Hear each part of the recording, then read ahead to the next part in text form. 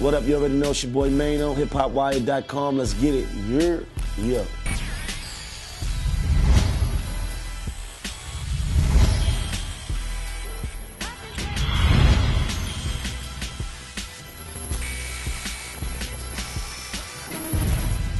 What's up, y'all? This is Hip Hop Wired. I'm your host, Brent Woody, here with my man, Maino. Yep. We're doing it big at the Marcel Hotel.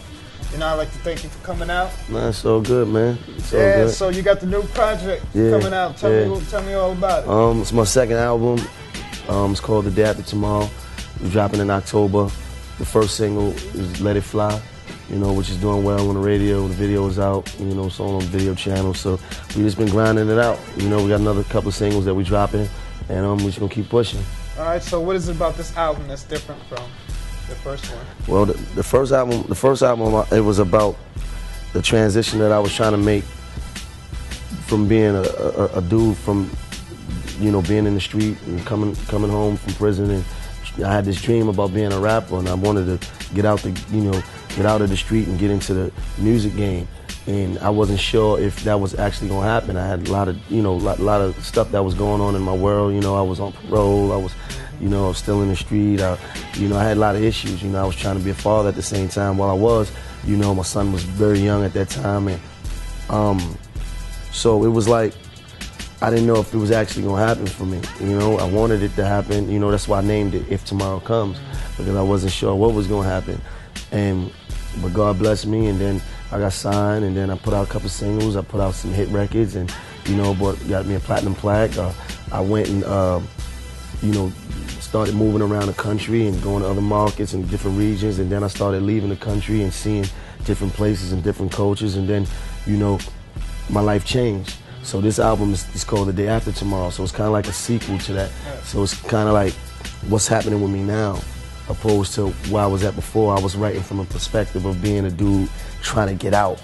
Like I was trying to make it, trying to get on. It was just, everything was street because that's what I was around. That was my life, and I was trying to get away from it. But now it's like I'm an artist now.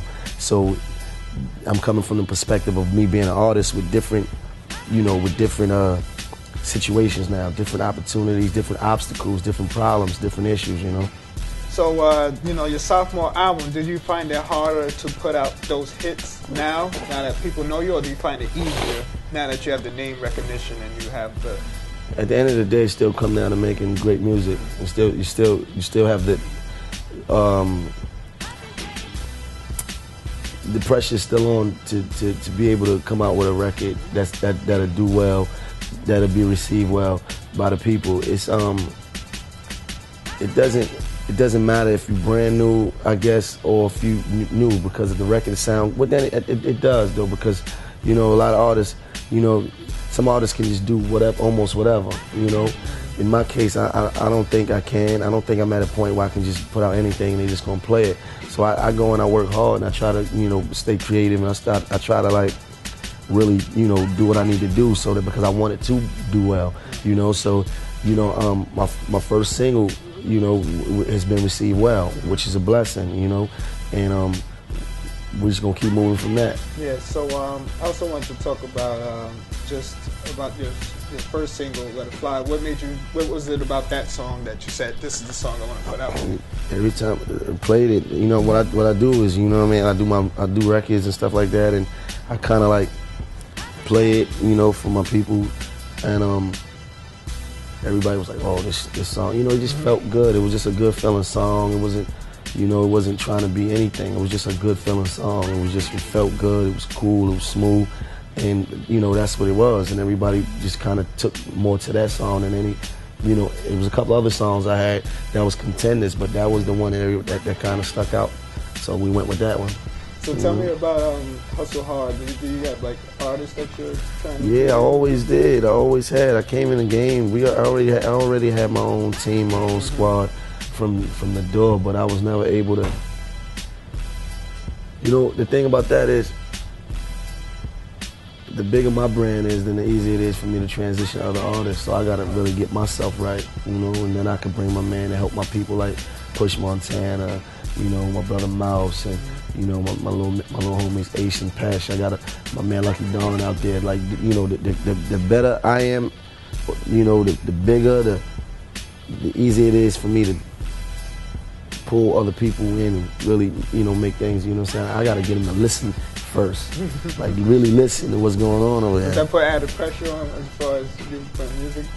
It's pressure regardless. It's pressure regardless, you know what I mean? Like, what's life without pressure? What are some other things you got coming up? You know, you got the album coming up. Yeah, I got a mixtape that I'm dropping with my man Green Lantern and DJ Infamous. It's called I Am Who I Am, the album before the album. So I'm actually gonna give you 2 albums this year.